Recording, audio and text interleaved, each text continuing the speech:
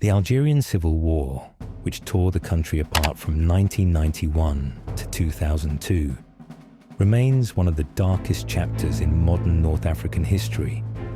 It was a conflict that exposed the deep fractures within Algerian society and demonstrated a chilling truth.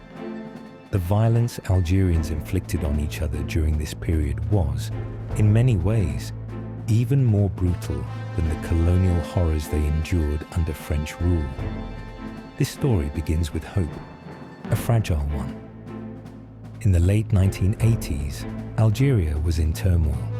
A crumbling economy, skyrocketing unemployment, and mass protests forced the ruling National Liberation Front, FLN, to loosen its grip on power. The military, long the backbone of Algeria's state, reluctantly allowed a transition toward multi-party democracy. For the first time, political pluralism seemed within reach. But that hope was dashed when the Islamic Salvation Front, FIS, an Islamist party, swept local elections in 1990 and was poised to take power nationally. Alarmed by the prospect of an Islamist government, the military stepped in. The elections were annulled, FIS leaders were arrested, and the dream of democracy was extinguished. Algeria descended into a civil war that would last more than a decade.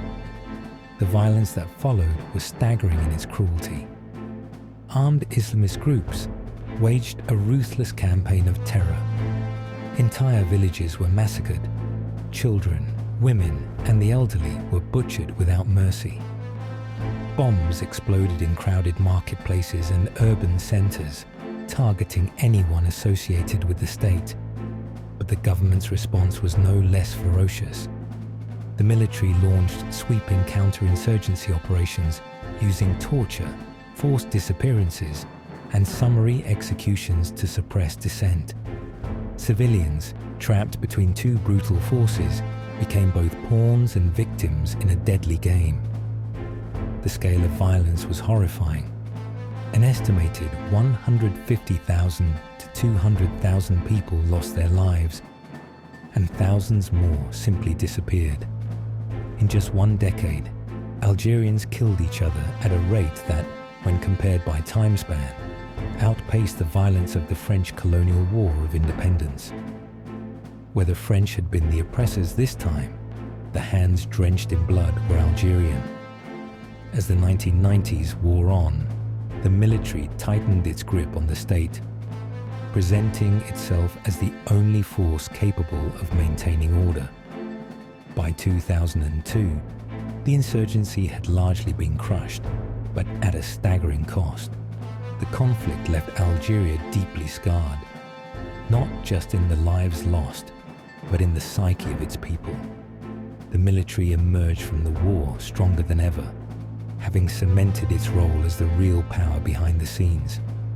Today, Algeria remains a military state cloaked in the guise of civilian government.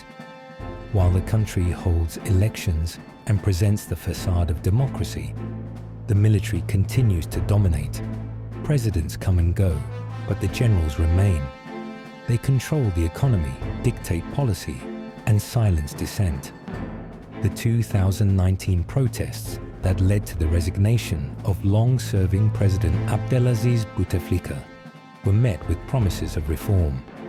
But the reality remains unchanged. The military is still Algeria's true ruler.